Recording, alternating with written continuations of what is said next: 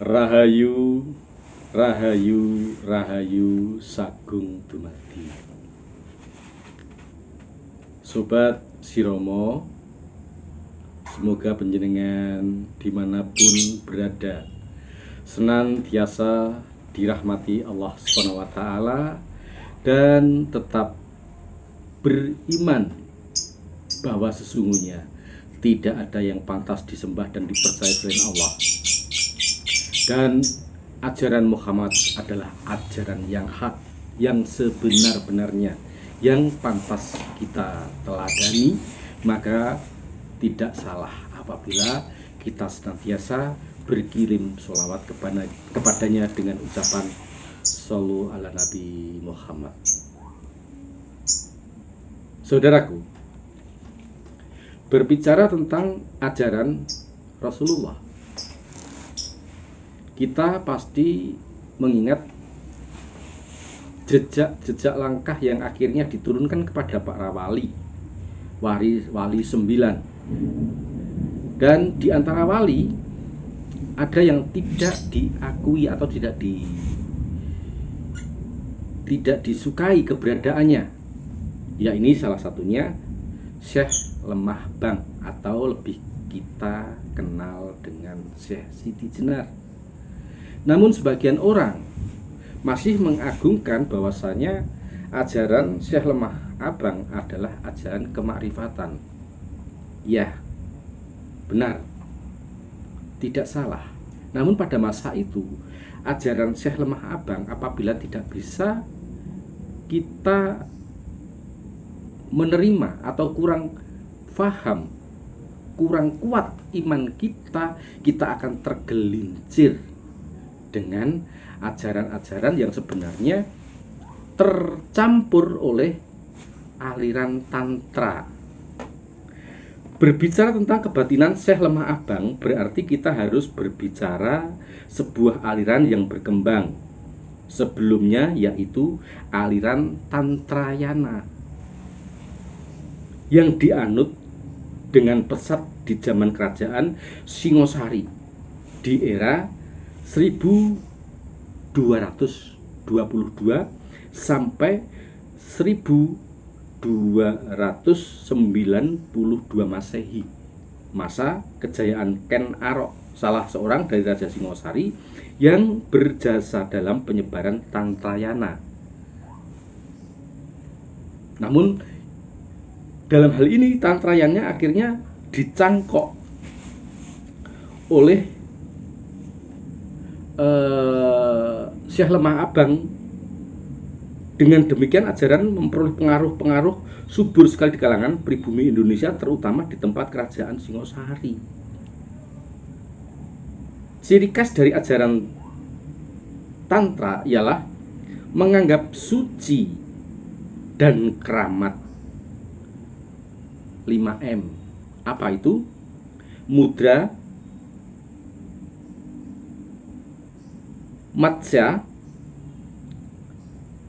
Hasa, Manisa, Madya. Di dalam istilah bahasa Jawa, M itu dikenal dengan main, madon, minum,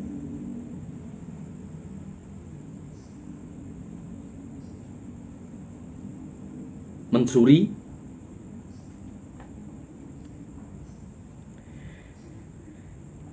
juga diartikan jika diartikan pemborosan dimaksud memuaskan hawa nafsu semata-mata. Aliran ini beranggapan bahwa tidak terdapat yang kotor pada yang orang sudah suci, yang menginginkan dirinya suci. Jadi mengapa molimo itu diperbolehkan pada ajarannya Syekh Lemah Abang? Sebenarnya itu adalah ajaran pelepasan nafsu. Jika kamu ingin berjudi, berjudilah, agar kamu dalam perjalanan tidak diiringi dengan keinginan-keinginan. Dalam saat kamu lelaku, tidak dihantui dengan keinginan yang tidak tersampaikan. Jika kamu ingin mencuri, mencurilah. Jika kamu ingin melacur, melacurlah. Jika kamu ingin mabuk, mabuklah. Karena ini pelepasan. Nah, hal inilah yang tidak dikehendaki oleh para wali terdahulu. Nah, disebut pula ajaran ibaiyah adalah ciri-ciri khas dari ajaran tersebut, ibadah dan syariat ala Syekh Siti Jenar Lemah Abang. Itu adalah hasil peleburan dari Tantrayana Bhirawa, Buddha dan Hindu, karena sifat dan ciri khas kedua ajaran tersebut tidak ada bedanya. Masing-masing memandang keramat sesuatu yang dipandang keji. Syekh Siti Jenar telah menebarkan semacam zikir yang dapat dinukil sebagai berikut. Nah, ini ajarannya. Zikir Ojrat Ripangi berbunyi, Tenggalero guyeng junun sedaya buka pribad jalwostri atutup muka ing jari putih rong nyari sinerat ing rajah muka pambukane rong roh ilopi samya ru pagurunipun wang-wong godhek-godhek gibik antuk-antuk kepranet nyangka napas winotan ing dikir la ilaha illallah, la ilaha illallah, weneh Allah kang hu hi hi illallah illallah la ha hi hu.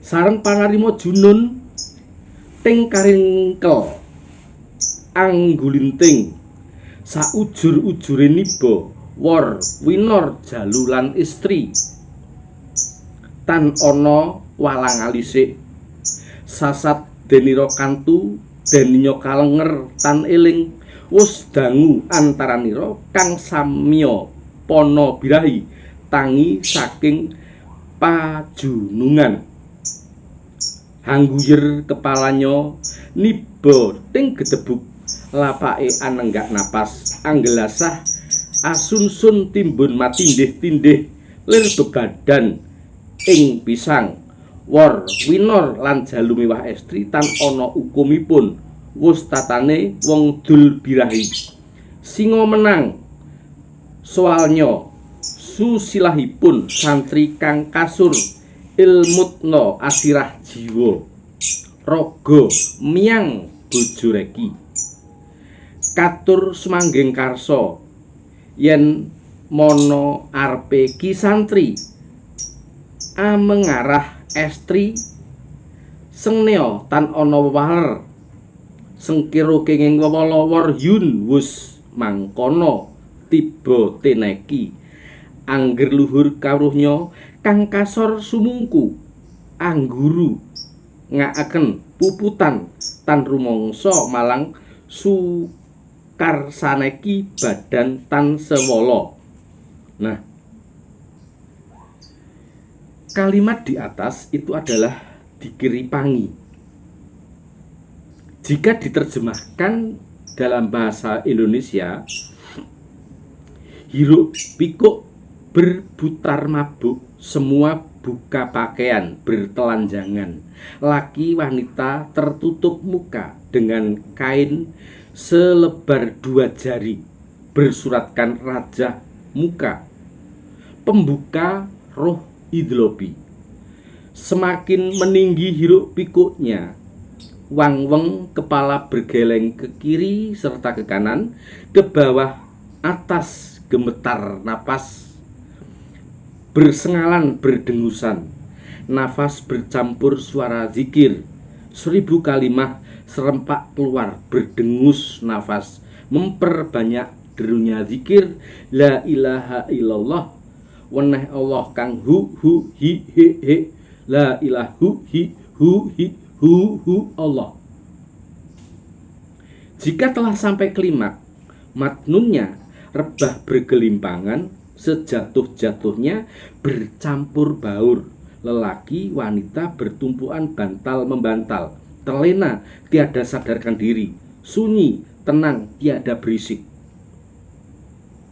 Sesaat mereka terlena, pingsan, tiada sadarkan diri. Lamalah sudah berlalu masa yang berjalan hingga tenggelam fana dalam fana birahi sadar dari kemabukannya.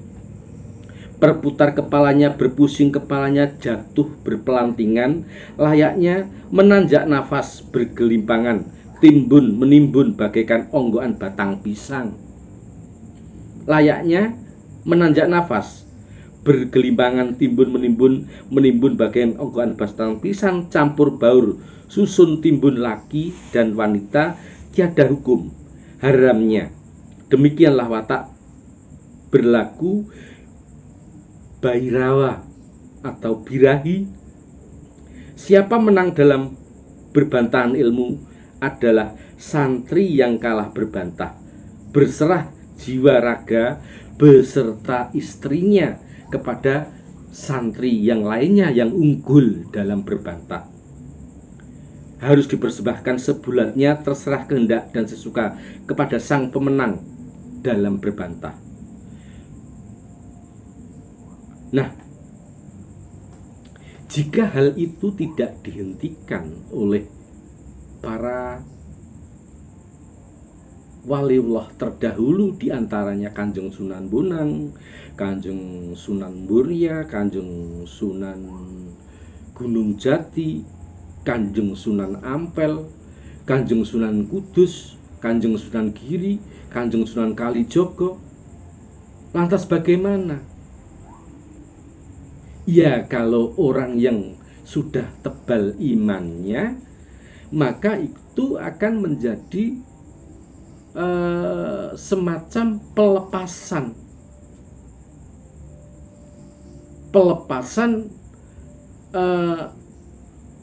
nafsu yang jelek, nafsu birahi, nafsu amarah, nafsu luamah.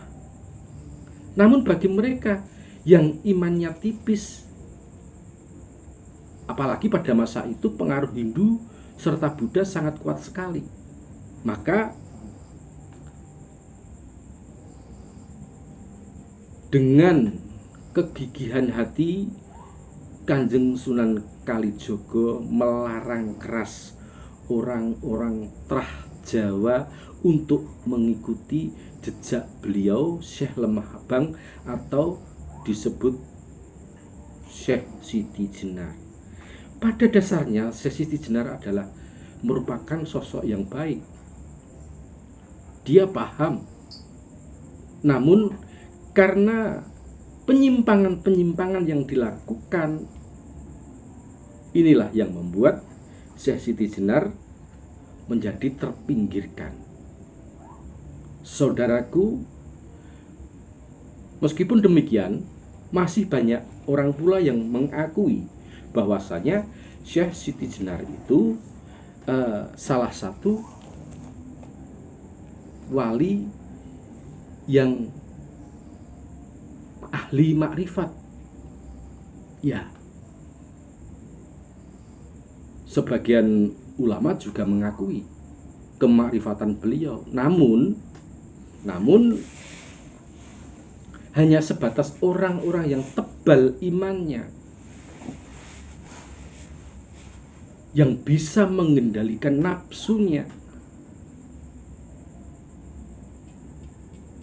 Namun bagi mereka yang tipis iman akan tergelincir.